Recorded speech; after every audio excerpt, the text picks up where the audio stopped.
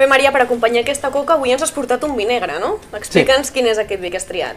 Mira, com que he vist que hi ha tant de pebrot, llavors he optat per una... Bueno, hi ha dues varietats de raïm que diuen que quan són joves desprenen bastants aromes similars al pebrot. I una és el Cabernet Sauvignon i l'altra és el que és la Merlot.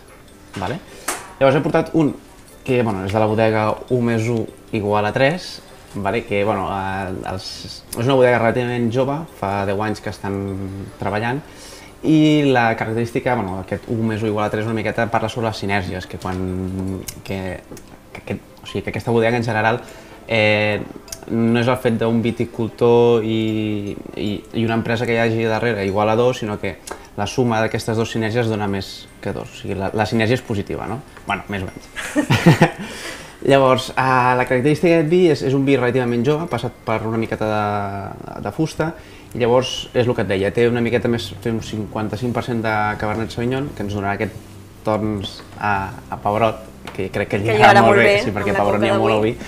I llavors també, lligant una miqueta, crec que és un plat bastant mediterrani, doncs també hem volgut portar una bodega d'aquí la zona. Aquestes també són del Penedès, com us he dit, és molt petita, i fan elaborar molt localment. També fan caves, però de fet són més importants en caves que en vins, però el vi negre que fan és aquest i realment crec que està molt ben aconseguit.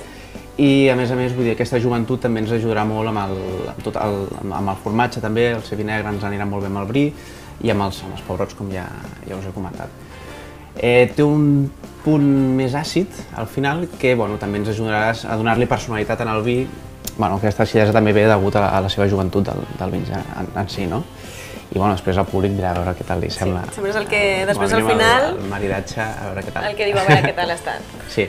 Bé, doncs gràcies, Maria, i recordem també que a casa us poden trobar a les xarxes socials de Facebook i de Twitter per qualsevol dubte que tinguin sobre els vins que presentem aquí a Cuina de Prop i el que sigui també. Sí, i llavors també recordar que si venen a casa i davant d'alguns dels vins que apareixen en el programa, doncs també ens fem un petit descompte. Això també és molt important, perquè ho sàpiguen a casa. Sí.